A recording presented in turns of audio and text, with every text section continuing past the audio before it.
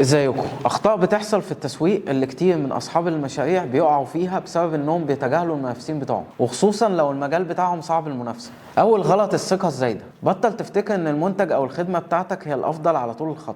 لو هتعمل ده ومش هتتابع المنافسين وتتعلم منهم هتفضل داخل في دوامه الغرور الزايد. لازم تبقى عارف ان الشركات الناجحه دايما بتتطور وتحسن من نفسها علشان تفضل موجوده في السوق. تاني غلط بقى انك ما تلحقش التوجهات الرقميه. لازم تكون قادر على انك تتكيف مع التوجهات الرقميه الجديده، زي التسويق بالفيديو، تتعاون مع الانفلونسرز، وانك تستخدم الاي اي. لو فضلت متمسك بالطريقه التقليديه بتاعتك المنافسين هيخطفوا منك السوق بسهوله. تالت غلط انك ما تهتمش باللي العملاء بتوعك بيفضلوه. المنافسين دايما بيغيروا استراتيجياتهم بناء على ملاحظات العملاء بتوعهم علشان يواكبوا رغباتهم. لو ما كنتش مركز مع العملاء واحتياجاتهم هتلاقي نفسك متاخر عنهم بخطوه. طيب ازاي تقدر تبعد عن الغلطات دي؟ الحل بسيط على فكره. لازم تبدا تدرس المنافس بتاعك كويس جدا. تحليل المنافسين مش معناه التجسس، ده هيساعدك على انك تحسن استراتيجياتك. زي مثلا انك تحسن مكانك في السوق. شوف الحاجات اللي بيقدمها المنافس للجمهور افضل منك. شوف الثغرات في العروض بتاعتك وحاول تسدها. يعني لو بيقدموا خدمات توصيل اسرع حسن الخدمه دي عندك، وده هيعكس تجربه للعملاء افضل ويزود لك فرصه للمنافسه. وبرضه انك تحتفظ اكتر بالعملاء. اعرف السبب اللي ممكن العملاء بتوعك يفضلوا المنافسين عليك. لما تدرس المنافسين هتقدر تلاقي طرق تحسن تجربتهم معاك، سواء بقى تعدل اسعارك، تضيف منتجات جديده، تطور برامج ولاء، تحافظ على علاقتك مع العملاء وتحافظ عليهم.